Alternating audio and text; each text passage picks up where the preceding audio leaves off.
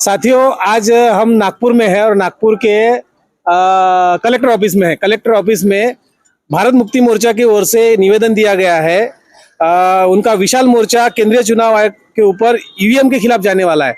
उसके संदर्भ में यहाँ पे ये सभी लोग उपस्थित है। तो इसी के संदर्भ में हम यहाँ पे जो सब लोग हैं उनसे जानते हैं कि ये क्या होने वाला है। तो सर, आपका परिचय दीजिए। मैं अनिल नागरे, भारत मुक्ति मोर्चा का कार्यकर्ता हूँ।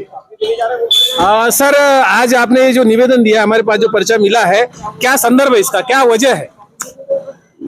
संदर्भ ये है कि आज जो निवेदन दिया गया है कि वो ईवीएम मशीन के संदर्भ में है और पिछले 2004 से 100% बड़े पैमाने पर ईवीएम मशीन का दुरुपयोग किया जा रहा है और ईवीएम मशीन के जरिए सरकारें बनाई जा रही है। तो भारतीय मतदाताओं का इस ईवीएम मशीन के ऊपर में बिल्कुल ही विश्वास नहीं है, ना सुप्रीम कोर्ट का है ना किसी और का भी है।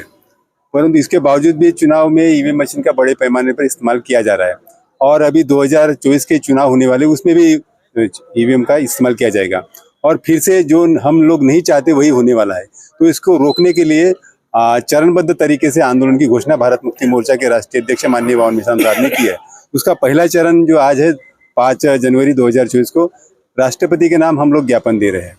इसका दूसरा चरण 10 जनवरी को सारे भारतवर्ष में जितने भी जिला है उसमें धरना आंदोलन किया जाएगा और 20 जनवरी को रैली प्रदर्शन किया जाएगा और 31 जनवरी 2024 को दिल्ली के केंद्रीय चुनाव आयोग को घेरेंगे वहां पर। तो इस तरह से ये चरणबद्ध आंदोलन किया जा रहा है। उसका ये पहला चरण आज है।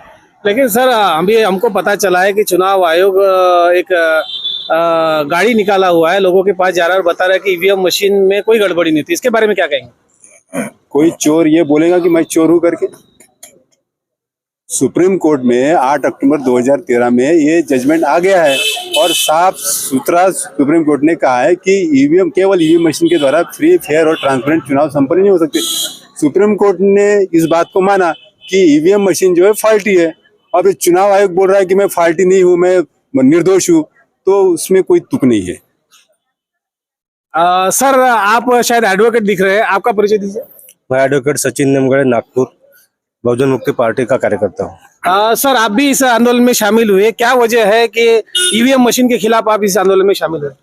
ईवीएम मशीन जो अभी जो 2024 का जो इलेक्शन है उसमें ईवीएम मशीन हमें नहीं चाहिए, हमें बैलेट पेपर पे चुनाव चाहिए, इसलिए हम ये इसमें शामिल हो गए भारत मुक्ति मोर्चा के कार्यक्रम। लेकिन चुनाव आयोग तो कहता है ईवीएम मशीन से जल्दी चुनाव होगा।